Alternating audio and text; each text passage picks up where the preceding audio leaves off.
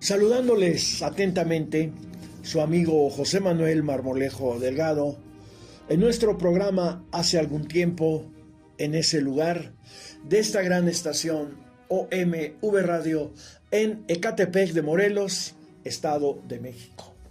Damos inicio a nuestro programa hablando de lo que decía Angélica Arenal, esposa de David Alfaro Siqueiros, en relación a este gran pintor. Ella decía que el día 6 de febrero de 1915, Luis Napoleón Morones fue designado gerente general de la Compañía Telefónica y Telegráfica, misma que fue objeto de la incautación por el gobierno constitucionalista y entregada a los obreros para su administración. Siqueiros siempre fue opositor a este sistema sindical. Él peleó en favor de los obreros. Ahora nos vamos a otra fuente, el movimiento ferrocarrilero en México de Alfonso Antonio, que dice lo siguiente: la CROM nació en el estado de Coahuila y fue planeada para organizar desde arriba a los obreros y para que estos ayudaran a la consolidación del nuevo Estado. Carranza clausuró la Casa del Obrero Mundial y encarceló a varios de sus dirigentes. Paralelamente fue creado el Partido Laborista Mexicano, PLM, que respaldó la candidatura de Álvaro Obregón, quien ya como presidente de la República nombró en importantes cargos oficiales a dos de los líderes de ambas organizaciones, Luis N. Morones y el general Gasca. Estas agrupaciones tuvieron la función de servir de plataforma para armonizar el capital y el trabajo. Con extrema rapidez crecieron en su accionar laboral y político. 50% de los concejales del Ayuntamiento de la Ciudad de México pertenecían al PLM. Ya en la presidencia de Calles, Morones fue integrado al gabinete de gobierno y una de las primeras medidas que tomó como secretario de Industria, Comercio y Trabajo, una supersecretaría, fue el de decretar un armisticio entre el trabajo y el capital, con el argumento de la urgente necesidad que México tenía de recibir capitales extranjeros. Además, para lograr la industrialización del país, el gobierno sería socio con el 51% del capital en determinados ramos industriales.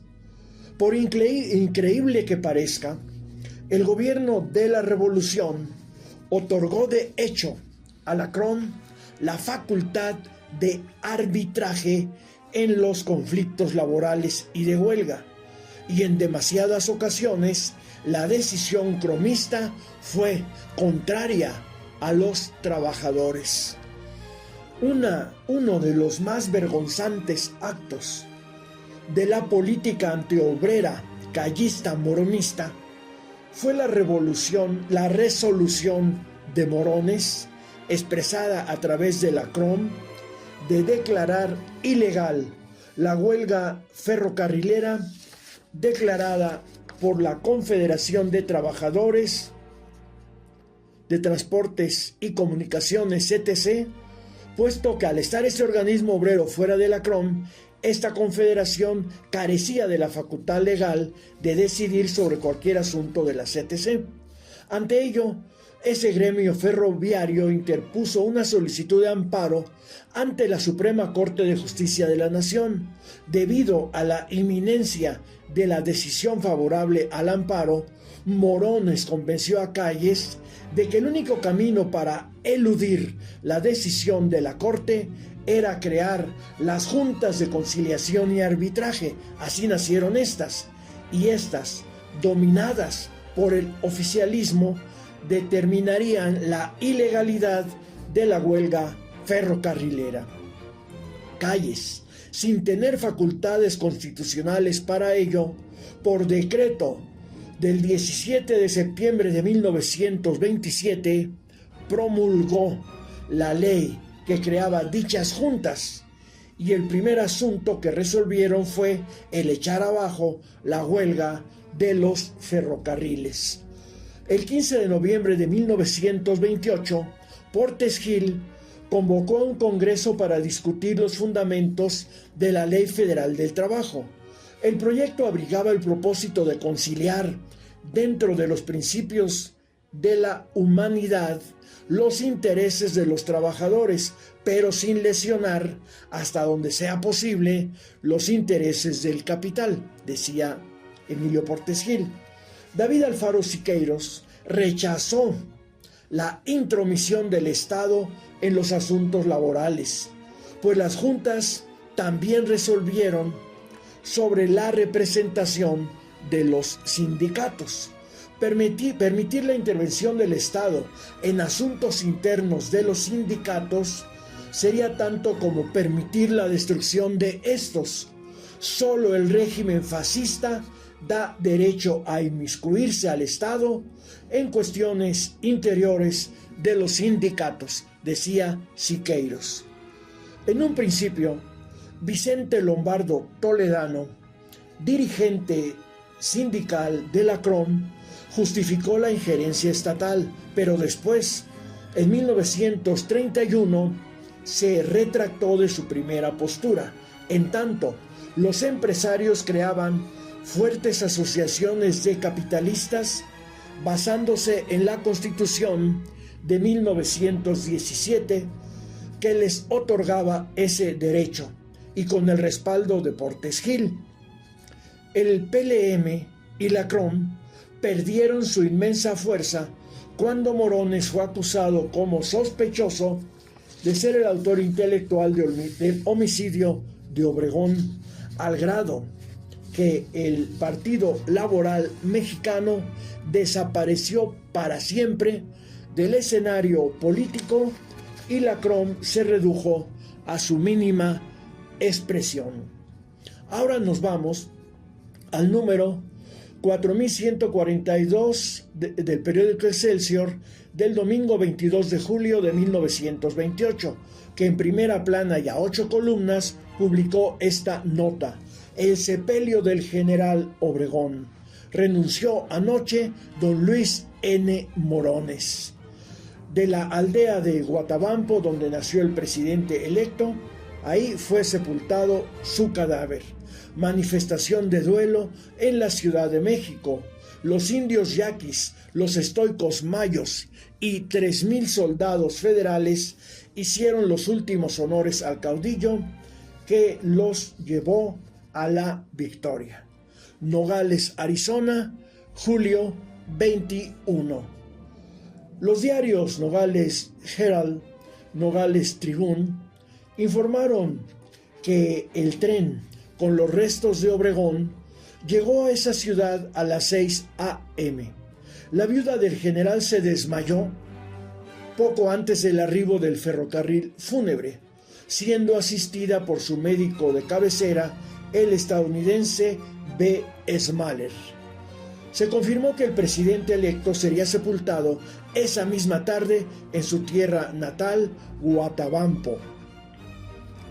El cadáver arribó al domicilio de la familia Obregón, siendo recibido por los estoicos yaquis y mayos, 3,000 soldados federales y 3,000 ciudadanos procedentes de todo México.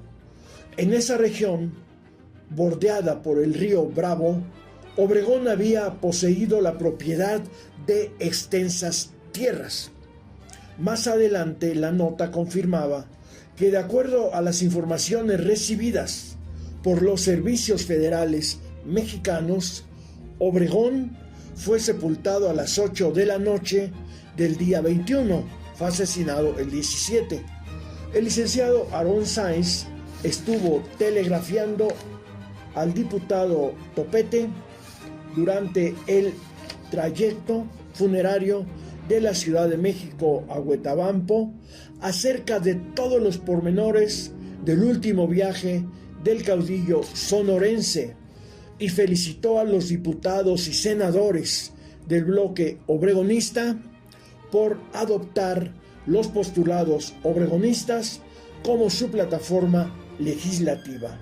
En la Ciudad de México, el gobierno ordenó que a partir de las 8 de la noche y durante 15 minutos se interrumpiera el tráfico vehicular en las calles, se guardara absoluto silencio y fueran suspendidas las funciones de los cines, teatros y centros de diversión.